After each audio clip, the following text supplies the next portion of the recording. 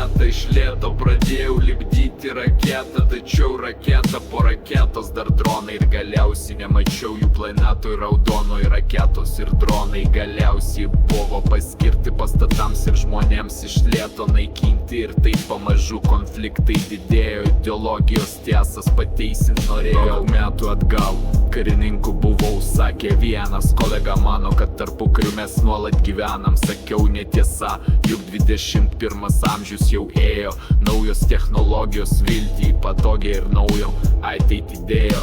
Režimai toliau propagandą pumpuoja, savo žmonės mirti už nieką vilioja. Norėčiau duot patarimą praeities kartoms, niekad neleiskit iškelti režimų tautoms. Naivios tos demokratinės šalys vis dar tikinčios režimų melagiais. Smokat gal kai koks laivas atvarė, kaip Turkija kažkada tai padarė. Demokratija iki šiol nėra tobula, visiems karaliams sakykite ne. Sprendimai žmonių, o ne žilo ar plikio priimti, kad pasmerktų daugybę likimų.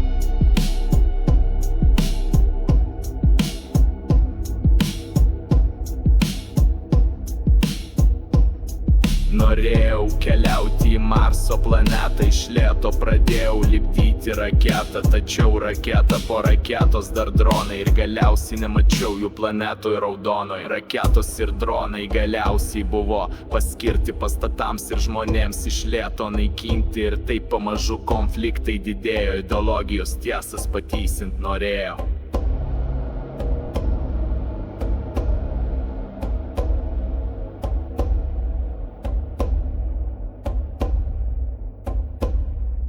Pasaulis pusiau dabar padalintas ir vieni ir kiti turi ginklus galingus.